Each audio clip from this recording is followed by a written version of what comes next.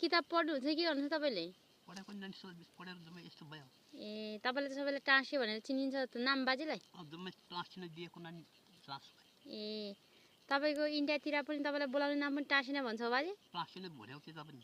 ए तपाईको घर त उतै माथि 3 वटा छ हैन? तपाईको घरको फोटो खिच्न जान्छ है बाजे म। खिच्नुहोस्। एक्लै हुनुहुन्छ उहाँ हाम्रो हजुरबा चाहिँ यहाँ घर हो उहाँको। 3 वटा घर छ। आफैले बनाउनु भएको पर छ एउटा, यहाँ छ एउटा अनि यता साइडमा छ एउटा। यहाँ खाना बनाएर खानुहुन्छ। सुत्ने ओछ्यान चाहिँ यतै कताको नि ऊ त्यो जुन देखेको त्यो पानी बोक्ने जिन्दगी के रहेछ र। तपाईँ ढोका छेउतिर आएर बस्नु भएको छ त यता? यता उसतिर गेट यो चाहिँ तपाईँको ढोका हो? उयो पर गेट बनाउनु भएको? ए यस्तो फोहोर चिजहरू खानु हुँदैन नि बाजे?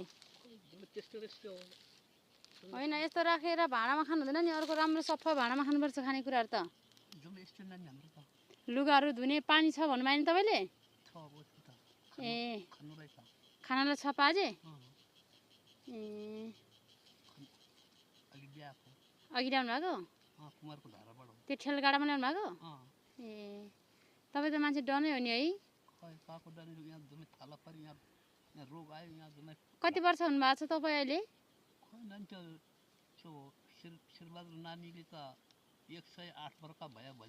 ए 108 वर्ष हुनु भएर पनि तपाईँले सबै काम गर्न सक्नुहुन्छ है? खाना खान पनि सक्नुहुन्छ हैन बनाएर? अनि तपाईँको यो बारीतिर के छर्नु भएको छ तैँले?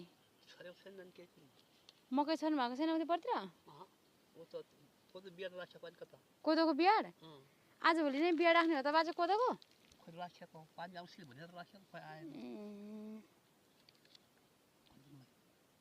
यस्तो फोहोर चिज ठाउँतिर आएर बसेर खानु हुँदैन, ऊ परतिरै बसेर खानुपर्छ घरतिरै। सफा बाजे त?